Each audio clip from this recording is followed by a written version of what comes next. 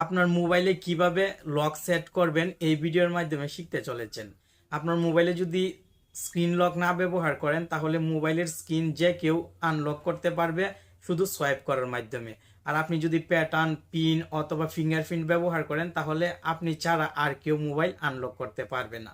ভিডিওটি শেষ পর্যন্ত দেখে এখনই আপনার মোবাইলে লক সেট করে দিন। টেকন বাংলা চ্যানেলের আরও একটি ভিডিও আপনি দেখছেন আর আমি আছি আপনার বন্ধু নাসিম। এই মোবাইলটিতে কোনো লক ব্যবহার না করার কারণে আমি খুব সহজেই কিন্তু এখন মোবাইলটি আনলক করতে পারছি। নিচ থেকে উপরের দিকে সোয়াইপ করলে মোবাইলের স্ক্রিনটি আনলক হয়ে যাচ্ছে।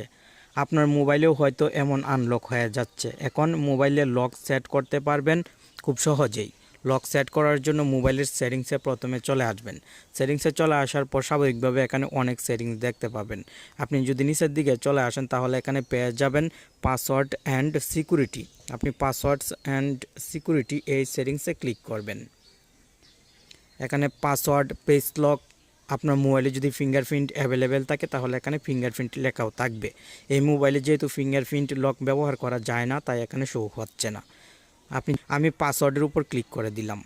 প্যাটার্ন, পিন, পাসওয়ার্ড তিনটি অপশন এখানে আসবে। আপনি যে কোনো একটি অপশনের উপর ক্লিক করবেন। আমি যেহেতু মোবাইলে প্যাটার্ন লক ব্যবহার করব তাই প্যাটার্নে ক্লিক করলাম। নিচের দিকে ঘটিটি লেখা দেখতে পাবেন, এই ঘটিতে এখন আপনি ক্লিক করবেন এবং যে প্যাটার্নটি আপনার মোবাইলে লক হিসেবে ব্যবহার করতে চাচ্ছেন সেই প্যাটার্নটি এখানে দুইবার দিবেন। সেম প্যাটার্ন দুইবার দিবেন। দেওয়ার পর নিচের দিক থেকে কনফার্মে ক্লিক করবেন। কনফার্মে ক্লিক করার সঙ্গে সঙ্গে কিন্তু আপনার কাজ কমপ্লিট। এখন যদি আমি মোবাইলের স্ক্রিনটি লক করি এবং আনলক করার চেষ্টা করি তাহলে দেখবেন এখন প্যাটার্নের প্রয়োজন হচ্ছে। প্যাটার্ন লকটি দিলেই কেবলমাত্র এখন মোবাইলের স্ক্রিনটি আনলক হবে। আশা করি এভাবে খুব সহজেই আপনার মোবাইলে লক ব্যবহার করতে পারবেন। ধন্যবাদ।